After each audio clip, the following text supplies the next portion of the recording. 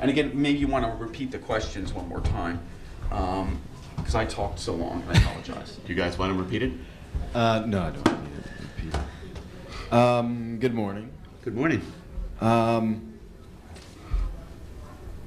For me, one of the things that kind of took me out of the play was wondering why Barry did what he did. Eventually, I found out why she did in connection with the Joe versus the volcano. But I, found myself wondering why, why he did, why he agreed to do Nathan. I didn't know enough about his character as to why he would allow that to happen. And at first the structure was a little bit hard for me to follow, and The flashbacks, the jumping back and forth? at the beginning, Okay. and then I kind of got what was happening. And at first I couldn't tell if it was 3 different time periods or if it was Okay. just 2 different,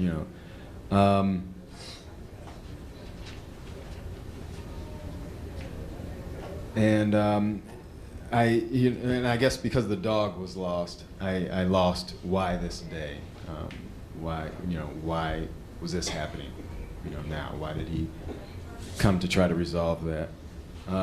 But yeah, I think the play matters as in terms of they want to resolve this issue, but I just found myself throughout the play wondering why he would do this. I didn't know enough about Barry in this. Good morning. Good morning. This is a very interesting play. Thank you. Yeah.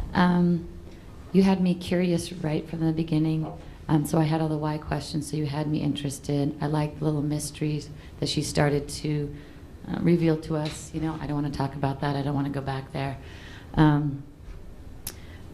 It took me until like almost at the end of the play for me to actually really believe there had been a relationship between these two. I would have liked to have felt or seen something sooner that would have led me to believe that at one time she loved this man, to give me a reason to believe why she would let him into her house. I just had a real hard time with that moment. Because if she was, seemingly angry and upset that this, incident was brought to her mind again, it was a little bit hard for me to swallow that she had really wanted to have some resolution also until we get a lot more into the play. So that might be a consideration to, so that you have me with you still. It was, I was having a hard time with the why questions of what do they want. It was easy to see what he wanted in those moments, but eventually we saw that she wanted resolution as well. I had questions too about why Nathan had so much power over Barry. Was there a work relationship? Was there some other indiscretion that he was trying to hide? I mean, there's a lot of questions for me about that relationship. And I had a hard time empathizing at all with Barry. And I think that some redeeming sort of quality. I was looking for at least one redeeming quality, because if he was such a slug, why would she fall in love with him? Right. I mean, here's the thing, and Carrie's touching on this, is I wanted to know what the attraction was. And I know there is, because she is attracted to him for some reason, but I couldn't see it. And I was really curious about it, because there's clearly some kind of Machiavellian hold that he has on her, and there's some Machiavellian hold that Nathan has on Barry.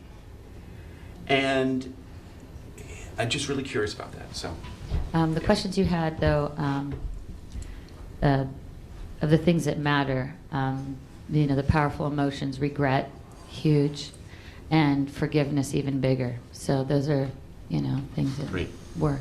Great. okay. We have 5 minutes, so why don't we go ahead and open up to the audience. If we have any responses from the audience, we have a hand back there.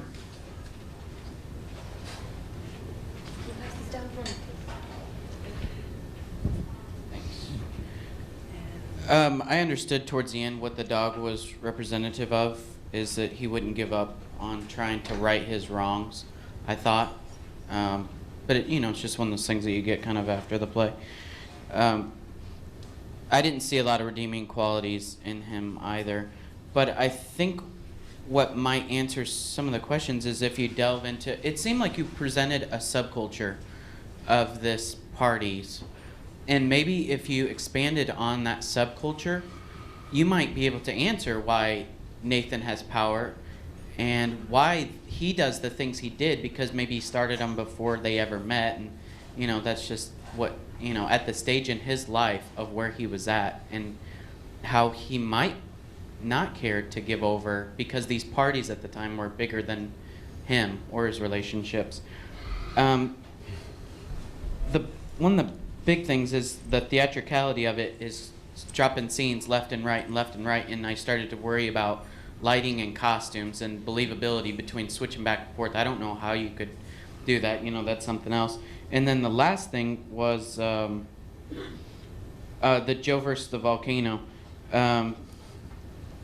The only risk you run, or the risk you run, is that if someone hasn't seen it in the audience, they might drop out fairly early because they think it's either not for them, or they're going to get confused, or they don't feel intelligent in following it, or they're not going to be able to pick up the symbolicness that she discusses later on. So that's just something you kind of run the risk of. But I do like the concept of it and the subculture, because I've never seen it be discussed openly. So Yeah, Jeff, I've checked around, and about the number of people that raised their hands, which was the majority, know it because it's a cult movie. But yeah, any references in the same century, even they have their risk. Yeah. Sure.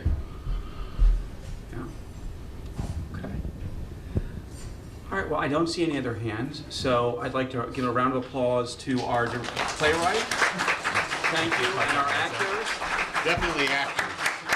Thank you, actors. Thank you for your play. Thank you.